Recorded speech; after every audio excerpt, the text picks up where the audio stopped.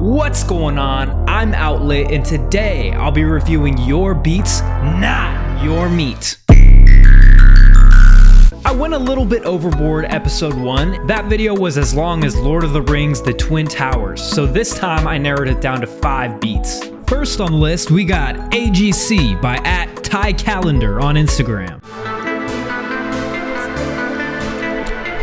Go up, Ty, go up.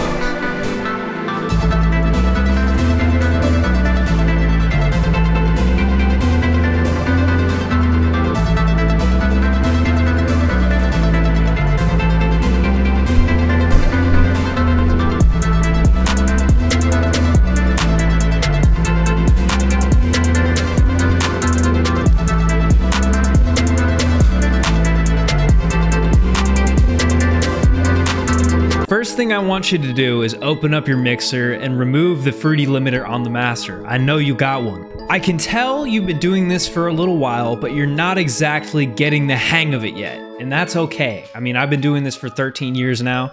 I was probably pretty bad for the first 5 years or so. It was really a tough learning curve. You should pay a little bit more attention to sound selection because the sounds that you selected for this beat don't necessarily work that well together in my opinion. Like I said before, take the limiter off your master, replace it with something like a soft clipper or nothing at all. But if you insist on having a limiter, just take the input gain down a little bit. Everything is sort of slamming up against that ceiling way too hard. It sounds like you need to pay a lot more attention to the individual sounds as well, because the mix is really not that great. However, you do seem to have a decent understanding of trap drum composition, and if you apply the tips that I just mentioned, this beat could be taken to another level for sure.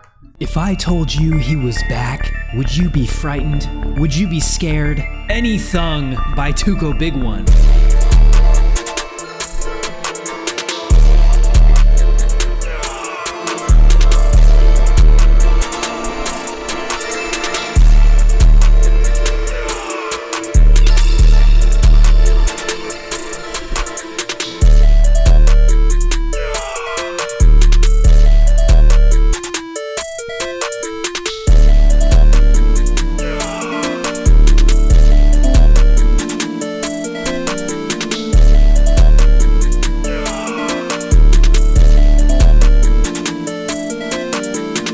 Man, this beat is not that bad. It's the mixing which brings it from an amazing beat to a dumpster fire. My next assignment for you, Tuco, is learning gainstaging and EQ. Now, what gainstaging is making sure that all of the elements are sitting inside at a proper level before it's pushed into the master chain. The importance of gainstaging is making sure that the elements that need to stick out, such as the hi-hats and percussion, snares, etc. do, and then the stuff that sort of molds around an artist's voice, like the melody, loops, sound effects, etc., are kind of more down into the mix. Let me drop some real sauce on you about mixing real quick. Doesn't matter what level your 808's at. It doesn't matter what level your snare or your hi-hats or loop are at. It's about the relative gain of everything that matters the most. When it comes to EQing things better, something that might really help you out is taking a parametric EQ, anything with a visual aid here, and low shelving everything that isn't the 808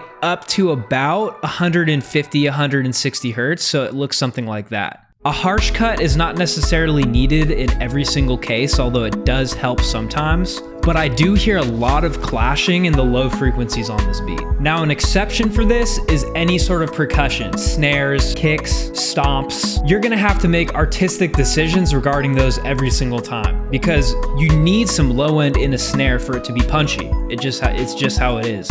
If I'm mixing pop music, I really only shelf out the lows, like 50 to 80 hertz. Overall though, this beat is pretty unique. Like I said, just work on your mixing skills, man. Next on the list, we have Different Person by Prod.fall.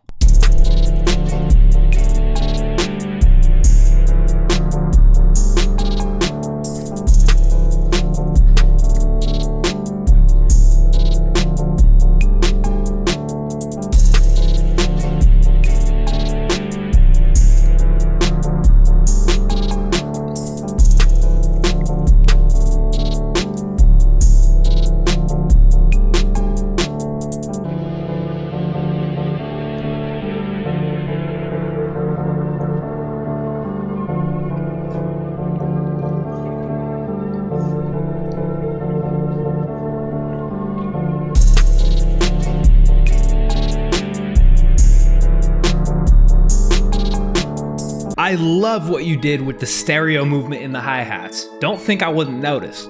That's a really nice touch and leaves a lot of room in the center. Just like with Tuco, I think this beat could do really well with some better gain staging. The snare and the other percussions such as that cowbell are very deep in the mix, and you want those to come up tremendously if you want an artist to take this and make a song out of it. I've been making beats in the past, and I had my snare sitting relatively low, around -12. -9 decibels, and then an artist takes the beat, I can barely hear the snare because their voice is front and center. The loop has a lot of low mid information, so where it's currently sitting in the mix is very overwhelming. I'd say bring the gain of the loop down a little bit, and low shelving those lows at around 100 Hertz would do this beat really well. The 808 kind of lacks clarity, so removing that low information from most of the other sounds, especially in the would do the 808 a huge service. If you're having trouble getting a good mix on your beats, one suggestion I can make to you is just mixing at a lower volume. It's worked wonders for me. If I'm really vibing when making a beat, I'll have the volume up, sure, but when it comes time to mix it, I'll turn the volume down tremendously. We Trippin' by Lost Minded. Nah, you got my attention for sure. Woo.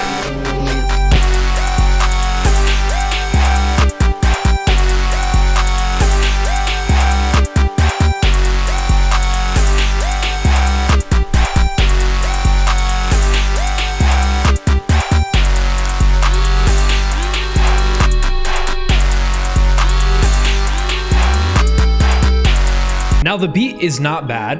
You definitely nailed that dark rage sound. However, some of your 808s are not in key, and you're kind of overdoing that stutter effect when you didn't exactly execute it well in the first place. You could leave that stutter out entirely and the beat would have more impact overall. When it comes to the 808, you're just doing a little bit too much. That loop is definitely overpowering everything else in terms of gain, so you could dial that back a little bit. The 808s, hi-hats, and snares are begging for more presence in that mix. It sounds like they're gasping for air low-key.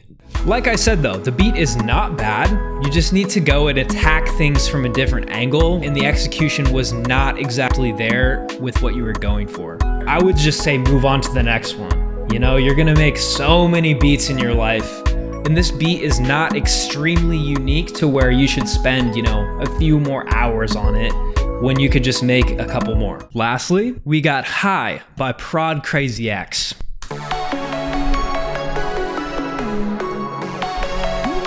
It's cool.